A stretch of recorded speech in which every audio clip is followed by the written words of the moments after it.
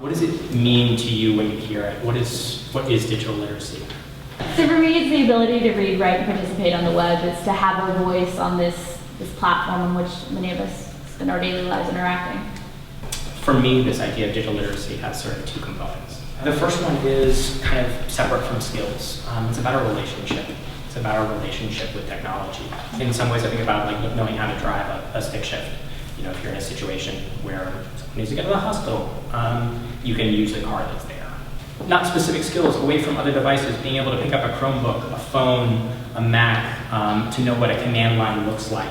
All these kinds of things, just a familiarity, a comfort. The second part that's really important is what Lindsay talks about, is that we're creating a culture of people who can produce as well as consume. The consumption part is important. It is knowing how to use Twitter and Facebook, and it's how we communicate. That there's value in that, but knowing that the web and technology, that there's a way to reflect back on that as well. That they're not these little silos, and this is how the internet works, this is how technology works. I grew up here in Chattanooga. I'm not from here originally. My parents brought me from Wellington, New Zealand, here to Chattanooga where I grew up.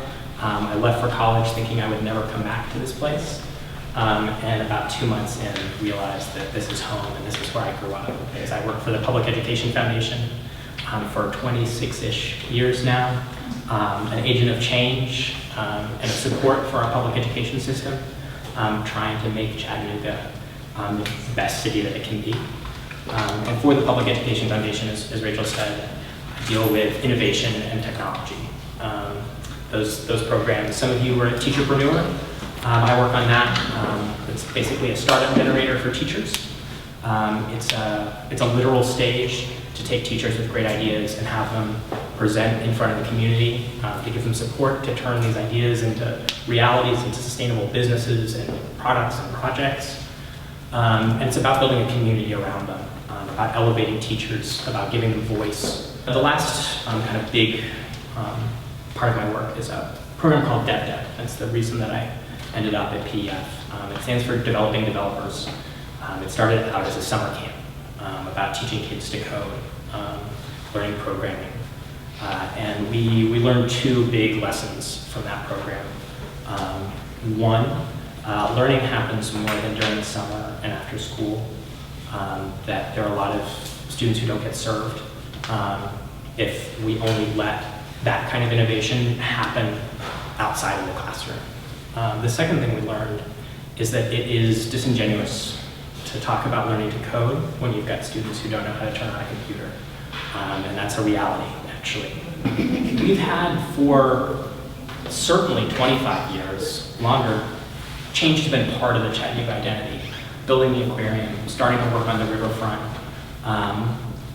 bringing it to the gig and onwards, that change is so much of what it is to be Chattanooga, you know, recognizing we could have gone the way of a lot of other post-industrial southern towns, and recognizing there was stuff like family, like the culture that we have here that was worth preserving, and growing and protecting, and willing to change.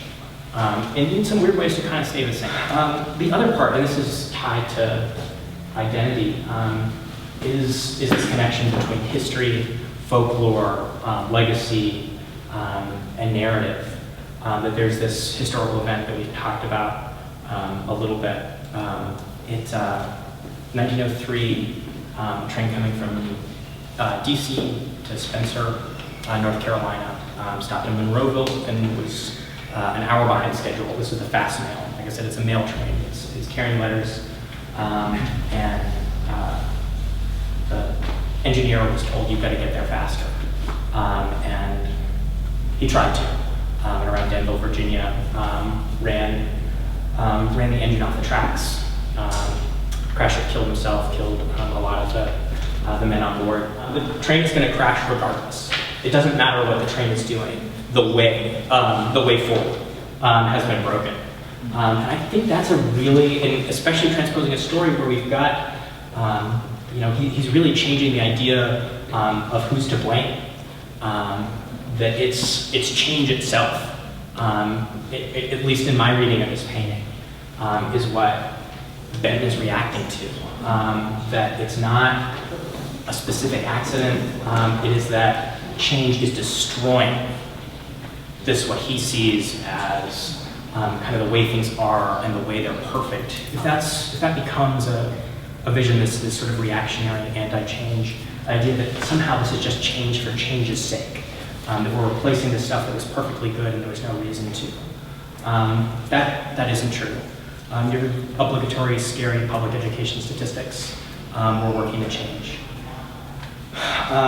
If you grow up in Hamilton County in the 25th percentile, lowest 25th percentile in poverty in terms of earnings, you're 9% worse off growing up to the national average of also growing up in poverty.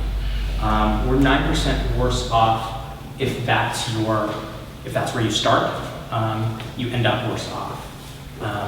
That's a problem. The gap between our students graduating and the skills required to take a job versus pretty much every other, this is from that Harvard study, versus other metropolitan areas, the big ones, is so much bigger. That there is change in Chattanooga is important. It's not just important for the Innovation District downtown, it's important in every corner of the city. And that making an argument like change is kind of doomed to failure doesn't take into account the things we can do to moderate and adjust that change. We have this resource in Chattanooga that nobody else really has. We've got the gig. We are the city that's changed. We've got connectivity. I would think if we had, gold or oil or something else, we'd do something to make a difference for those pockets of people that I just talked about. What we've got is connectivity. And we've got kind of the potential for it to be ubiquitous connectivity, that if you're